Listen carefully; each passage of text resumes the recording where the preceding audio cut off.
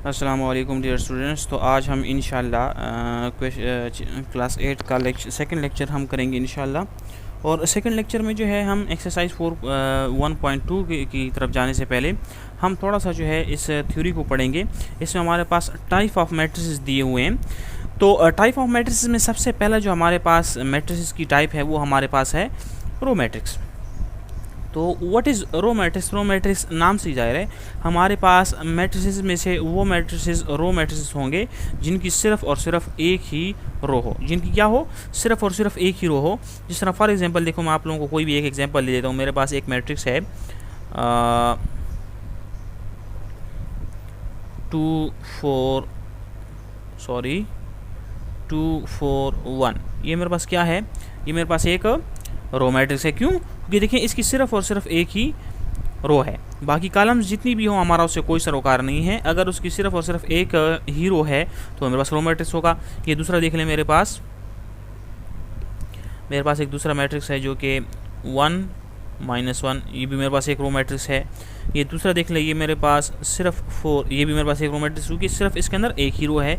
इसके अंदर देखिए सिर्फ एक ही रो है, इसके अंदर भी सिर्फ एक ही रो है। तो ऐसे मैट्रिक्स जिनकी सिर्फ और सिर्फ एक ही रो हो उसको हम क्या कहते हैं? उसको हम रो मैट्रिक्स कहते हैं। उसके बाद सेकेंड हमारे पास जो टाइप है मैट्रिक्स की वो है column matrix. So what are column matrix? Column matrix हमारे पास वो मैट्रिक्स होंगे, देखिए इस तरह, ये भी नाम से जाहिर है। ये हमारे पास रो मैट्रिक्स कब था? जब इसके अंदर एक रो थी। कॉलम मैट्रिक्स क्या होगा? जिसके अंदर सिर्फ और सिर्फ एक ही कॉलम होगा। तो वो मैट्रिक्स जिसके अंदर सिर्फ और सिर्फ एक ही कॉलम हो तो मेरे पास वो कॉलम मैट्रिक्स कहलाए जाएंगे। मिसाल के तौर पर देखें, यही मैट्रिक्स है, अगर इसको मैं सिर्फ इसका ट्रांसपोज ले लूँ 2 4 1, तो ये मेरे पास क्या हो गया? कॉलम मैट्रिक्स हो गया। ठीक है, अब देखिए सिर्फ और सिर्फ इसके अंदर एक ही कॉलम है। अब मुझे कोई सरोकार नहीं है किसी कितनी रोज़ हैं। देखिए इसके अंदर अब रोज़ 1 2 3 रोज़ हो गई हैं, लेकिन हम चूँकि हम कॉलम मैट्रिक्स पढ़ते हैं तो कॉलम मैट्रिक्स हमने पढ़ा है कि एक ही कॉलम होगा। तो हमारे पास क्या होगा? वो कॉलम मैट्रिक्स कहलाया जाएगा। दूसरा मैट्रिक्स देख लें बच्चे, मैं बताता हूँ इसी को। देखो अगर मैं ट्रांसपोज ले लूँ 1 और -1, ये मेरे पास दूसरा मैट्रिक्स हो गया। एक और मैट्रिक्स मैं आप लोगों को बताता हूँ 4 2 5। ये मेरे पास अब कॉलम मैट्रिक्स हो। क्यों? सारे वो मैट्रिक्स जिनकी सिर्फ और सिर्फ एक ही कॉलम वो मेरे पास कॉलम मैट्रिक्स कहलाए जाएंगे। इसके बाद हमारे पास आता है बच्चे स्क्वायर मैट्रिक्स। तो व्हाट आर स्क्वायर मैट्रिसेस? तो स्क्वायर मैट्रिक्स हमारे पास वो मैट्रिक्स होंगे जिनकी रोज़ और कॉलम्स सेम होगी। ठीक है, जिनकी आर्डर हो ना, आर्डर आप लोग जानते हैं ना, जितनी रोज़ और जितने कॉलम होते हैं उसको हम ऑर्डर कहते हैं। सो अगर एक स्क्वायर मैट्रिक्स है वो स्क्वायर मैट्रिक्स कहलाया जाएगा अगर हमारे पास उसके रोज़ और कॉलम जो हैं वो सेम हो। मिसाल का देखें बच्चे, फॉर एग्जांपल हमारे पास एक मैट्रिक्स है 2 1 4 5। ठीक है, इसकी कितनी रोज़ हैं? शाबाश, हमारे पास देखें ये फर्स्ट रो हो गई, ये सेकंड रो हो गई। ठीक है, अब ये फर्स्ट कॉलम, ये सेकंड कॉलम, तो कितनी रोज़ हैं? 2 रोज़ हैं और 2 कॉलम हैं। चूँकि इसका ऑर्डर 2 बाय 2 है, सो दोनों सेम हैं, तो मतलब ये हमारे पास स्क्वायर मैट्रिक्स है। दूसरा देख लें बच्चे 4 -1 -1 2 0 1 1 2 0। अब ये हमारे पास कौन सा मैट्रिक्स है? ये भी हमारे पास स्क्वायर मैट्रिक्स है। क्यों? क्योंकि हमने पढ़ा है कि वो मैट्रिक्स जिनकी रोज़ और कॉलम सेम हो उसको हम स्क्वायर मैट्रिक्स कहेंगे। तो इसकी देखिए कितनी रोज़ हैं? 1 2 और 3। 3 रोज़ हैं, 1 2 और 3 कॉलम्स हैं। तो इसकी 3 बाई 3 ऑर्डर है, दोनों सेम है, रोज़ और कॉलम इसके सेम हैं, 3 और 3 सेम है, तो ये हमारे पास स्क्वायर मैट्रिक्स कहलाया जाएगा। इसके बाद हमारे पास नेक्स्ट आता है बेटे रेक्टेंगुलर मैट्रिक्स। ये स्क्वायर मैट्रिक्स था तो इसके दोनों बराबर थे। अब रेक्टेंगुलर मैट्रिक्स क्या होगा? वो मैट्रिक्स जिनकी रोज़ और कॉलम सेम ना हो। सिंपल सी बात है। ठीक है, तो हमारे पास रेक्टेंगल की शेप बनाएगा, इसलिए हम उसको रेक्टेंगुलर मैट्रिक्स कहते हैं। ये देखें हमारे पास हो जाएगा 2 1 -1 1 2 9। ये अब हमारे पास रेक्टेंगुलर मैट्रिक्स है। ये रेक्टेंगुलर मैट्रिक्स क्यों है? क्योंकि इसकी रोज़ अगर हम देखें तो 1 और 2 रोज़ हैं, और जब हम कॉलम देखें तो 1 2 3 कॉलम हैं। सो 2 बाई 3, 2 रोज़ 3 कॉलम, इसकी ऑर्डर हो गया। तो इसका ऑर्डर जो है वो रोज़ और कॉलम्स इसके सेम नहीं है, तो it means it is rectangular matrix. ठीक है, दूसरा देखने बेटे हमारे पास आ जाएगा 1 2 3 4 5 6। तो ये हमारे पास एक दूसरा रेक्टेंगुलर मैट्रिक्स आ गया जिसकी 1, 2 और 3 रोज़ हैं, जबकि 1 और 2 कॉलम हैं। तो इसकी कितनी, इसका ऑर्डर क्या है 3/2। इसके भी रोज़ और कॉलम्स आपस में सेम नहीं है, so this is called as rectangular matrix. ठीक है बेटे। सो ये हमारे पास सबसे पहले हमारे पास रो मैट्रिक्स थी, रो मैट्रिक्स में जिसके अंदर सिर्फ और सिर्फ एक ही रो हो। दूसरी हमारे पास कॉलम मैट्रिक्स जिसके अंदर सिर्फ और सिर्फ एक कॉलम हो। स्क्वायर मैट्रिक्स जिसके रोज़ और कॉलम्स आपस में इक्वल हो तो उसको हम स्क्वायर मैट्रिक्स कहेंगे। रेक्टेंगुलर मैट्रिक्स जिसके रोज़ और कॉलम्स आपस में इक्वल ना हो तो उसको हम क्या कहते हैं, उसको हम रेक्टेंगुलर मैट्रिक्स कहते हैं। इसके बाद बेटे हमारे पास आ जाता है ज़ीरो मैट्रिक्स, या फिर इसको हम नल मैट्रिक्स भी कहते हैं। तो ज़ीरो मैट्रिक्स क्या होता है? ज़ीरो मैट्रिक्स बेटे हमारे पास वो मैट्रिक्स जिसके अंदर सारी एंट्रीज या सारी एलिमेंट जो हों वो ज़ीरो हों। For example this is zero matrix, इसके अंदर एक एंट्री है और एक वो भी ज़ीरो है, तो इसको हम ज़ीरो मैट्रिक्स कहेंगे। ये देखिए दूसरा मैट्रिक्स हमारे पास है 0 0 0 0, तो ये भी मेरे पास एक नल मैट्रिक्स है। ये देख लें बेटा 0 0 0 0 0 0, तो ये भी मेरे पास एक नल मैट्रिक्स है। इसकी सारी एंट्री ज़ीरो हैं तो उसको नल मैट्रिक्स भी कह सकते हैं और ज़ीरो मैट्रिक्स भी कह सकते हैं। ठीक है ना, आसान है बेटे, बहुत ज़्यादा आसान है। ठीक है, अब इसके बाद डायगोनल मैट्रिक्स आता है। तो डायगोनल मैट्रिक्स क्या होता है? वो मैट्रिसेस जिनकी डायगोनल के ऊपर हमारे पास वैल्यूज़ मौजूद हों, बाकी सारे ज़ीरो हों, उसको हम क्या कहेंगे? उसको हम डायगोनल मैट्रिक्स कहेंगे। देखिए बेटे हमारे पास फॉर एग्जांपल मिसाल के तौर पर हमारे पास एक मैट्रिक्स है, वो मैट्रिक्स कौन सा है? दैट मैट्रिक्स इज अ 2 1 0 0, तो ये हमारे पास एक डायगोनल मैट्रिक्स हो गया। डायगोनल मैट्रिक्स कैसे हो गया?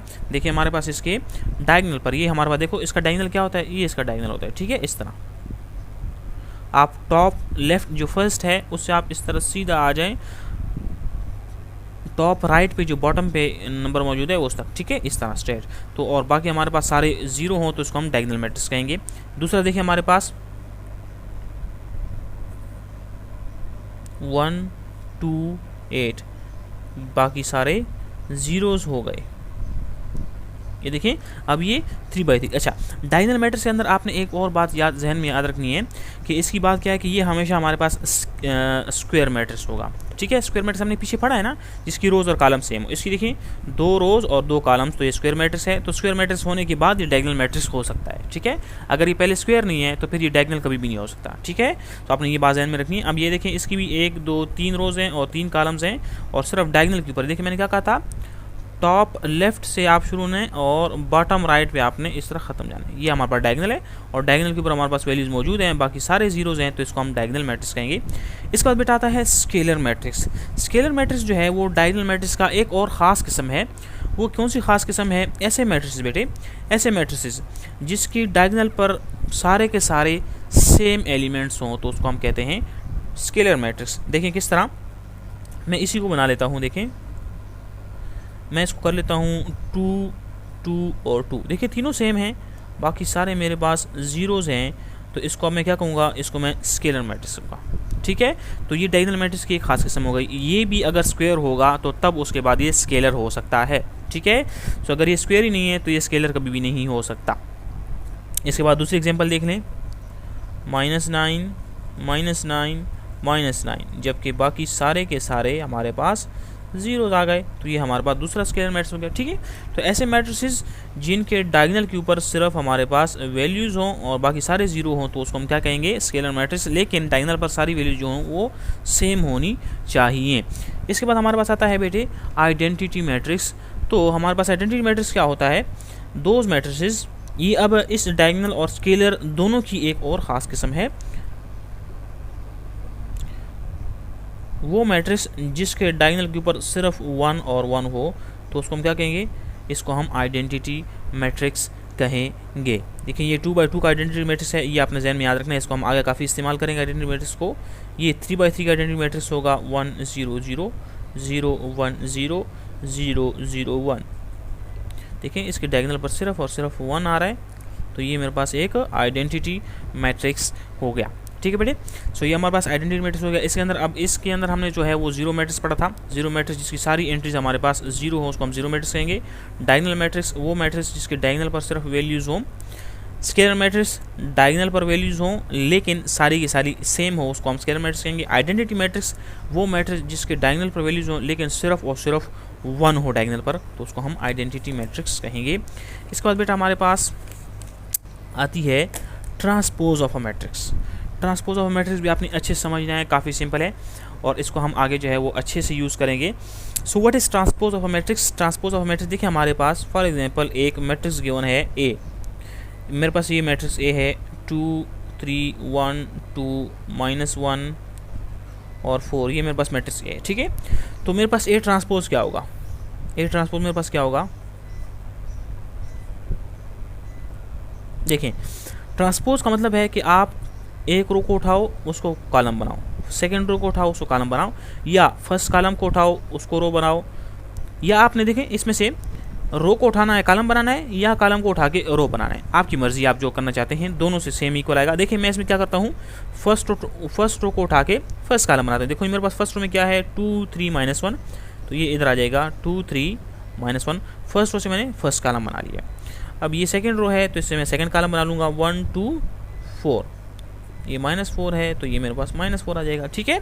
सो अब देखें इस रो को मैंने कॉलम बना लिया, इस रो को मैंने कॉलम बना लिया, तो ये ए जो है इसको हम ए ट्रांसपोज लिखेंगे और इसको हम लिखते किस तरह, इस तरह उसी मैट्रिक्स जिसका हमने रोज को चेंज किया ना उसी के ऊपर हम इस तरह टी लगा लेते हैं, तो इसको हमारा मतलब होता है कि हमने मैट्रिक्स ए का ट्रांसपोज लिया हुआ है, ठीक है। दूसरी एग्जाम्पल देख लें, मैट्रिक्स बी है मेरे पास 2 1 -1 1 2 4 4 5 6, ये मेरे पास मैट्रिक्स बी है। तो जब मैं बी का ट्रांसपोज लूँगा तो मैं बी ट्रांसपोज लिखूंगा, मैंने आपको पहले कहा है उसी का नाम लेके हम इसके ऊपर ट्रांसपोज लिख लेंगे। अब रो को हमने कॉलम बनाना है, सो 2 1 4 ये हो गया कॉलम बन गया, ये 1 2 5 ये दूसरा कॉलम बन गया दूसरी रो से, तीसरी रो से मेरे पास तीसरा कॉलम बन गया, तो इसको हम कहते हैं ट्रांसपोज ऑफ अ मैट्रिक्स। इसके बाद हम जाते हैं सिमेट्रिक मैट्रिक्स की तरफ। तो व्हाट इज़ सिमेट्रिक मैट्रिक्स? अब बताइए, इसको देखें, इसको भी हम आगे यूज़ करेंगे। तो इसमें देखें हमारे पास देखें वो मैट्रिसेस जो अपने ही ट्रांसपोज के बराबर आ जाएं, तो उसको हम कहते हैं कि ये मैट्रिक्स जो है ये वाला, ये मेरे पास सिमेट्रिक मैट्रिक्स कहलाया जाएगा, ठीक है। ऐसा मैट्रिक्स जो अपने ही ट्रांसपोज के इक्वल आ जाए उसको हम क्या कहते हैं, उसको हम सिमेट्रिक मैट्रिक्स जो है वो कहते हैं। देखिए हमारे पास, मैं आपको एक छोटी सी एग्जांपल ले लेता हूँ, इसको हम आगे जो है एक्सरसाइज में अच्छे से सॉल्व करेंगे, अच्छे से समझेंगे। देखो मेरे पास एक मैट्रिक्स है 1 2 2 4, ये मेरे पास कौन सा है, 2x2 मैट्रिक्स है, तो 1 2 2 4, ठीक है बेटे। अब मैं क्या करता हूँ, इसका मैं ट्रांसपोज ले लेता हूँ, ए ट्रांसपोज, तो ए ट्रांसपोज किसके बराबर आ जाएगा, देखो ये रो है ना 1 2, इसको मैं कॉलम बना लेता हूँ 1 2। अब ये सेकंड रो है 2 4, तो इसको मैं कॉलम बना लेता हूँ सेकंड कॉलम, तो 2 4 आ गया। तो देखें ये 1 और 1 इक्वल, 2 और 2 इक्वल, 2 और 2 इक्वल, 4 और 4 इक्वल, दोनों आपस में बराबर हैं, तो मैं लिख सकता हूँ A is equal to A transpose, so therefore A is symmetric. तो ए मेरे पास क्या हो गया, ए मेरे पास सिमेट्रिक हो गया, ठीक है। सो ऐसे मैट्रिक्स जो अपने ही ट्रांसपोज के इक्वल आ जाएं, बराबर आ जाएं, वो दोनों सेम हो, तो उसमें क्या कहेंगे, उसको हम सिमेट्रिक मैट्रिक्स कहेंगे, ठीक है। अब स्क्यू सिमेट्रिक क्या है? स्क्यू सिमेट्रिक काफ़ी जो है सिमेट्रिक मैट्रिक्स से मिलता जुलता है, लेकिन इसमें थोड़ा सा डिफरेंस है। वो क्या है कि अगर एक मैट्रिक्स अपने ही ट्रांसपोज के इक्वल आ जाए लेकिन नेगेटिव ट्रांसपोज के इक्वल आ जाए, तो उसको हम क्या कहेंगे, उसको हम कहेंगे स्क्यू सिमेट्रिक मैट्रिक्स, ठीक है बेटे। इसकी मैं आप लोगों को एग्जांपल ले लेता हूँ। देखिए हमारे पास क्या है, फॉर एग्जांपल एक मेरे पास मैट्रिक्स ए है जिसकी वैल्यूज़ हैं 0 -3 3 और 0, मैट्रिक्स है ना मेरे पास, ठीक है। अच्छा अब देखिए मैं इसका ट्रांसपोज ले लेता हूँ, ए ट्रांसपोज, तो मेरे पास आ जाएगा 0 और -3, तो इधर आ जाएगा, रो से मैंने कॉलम बना लिया, और ये 3 0 से मैंने सेकंड कॉलम बना लिया, ठीक है। अब हमने क्या कहा था कि ए जो है वो नेगेटिव ए ट्रांसपोज के, लेकिन ये तो ए ट्रांसपोज है, इसके साथ में मैं अगर माइनस मल्टीप्लाई करूँ दोनों साइड पर तो ये नेगेटिव हो जाएगा, देखो इस तरह -a ट्रांसपोज, तो ये बराबर आ जाएगा मेरे पास, देखो माइनस अंदर मल्टीप्लाई हो जाएगा, तो इधर -0 या +0 एक ही बात होती है, ये +3 है तो ये -3 हो जाएगा, ठीक है, क्योंकि प्लस और माइनस मल्टीप्लाई होंगे तो माइनस आएगा, ये माइनस है, जब इसके साथ माइनस मल्टीप्लाई हो जाएगा तो ये +3 हो जाएगा, और ये 0 है तो +0 -0 से कोई फ़र्क नहीं पड़ता, तो ये हमारे पास देखो ये -a ट्रांसपोज आ गया। अब इनको देखो, a को और -a ट्रांसपोज का ये सेम है, 0 0 -3 -3 3 3 0 0, बिल्कुल सेम है। तो हमने क्या कह सकते हैं कि a जो है वो नेगेटिव a ट्रांसपोज के बराबर है, तो मैं कह सकता हूँ सो a इज़ स्क्यू सिमेट्रिक। ये स्क्यू सिमेट्रिक क्यों है?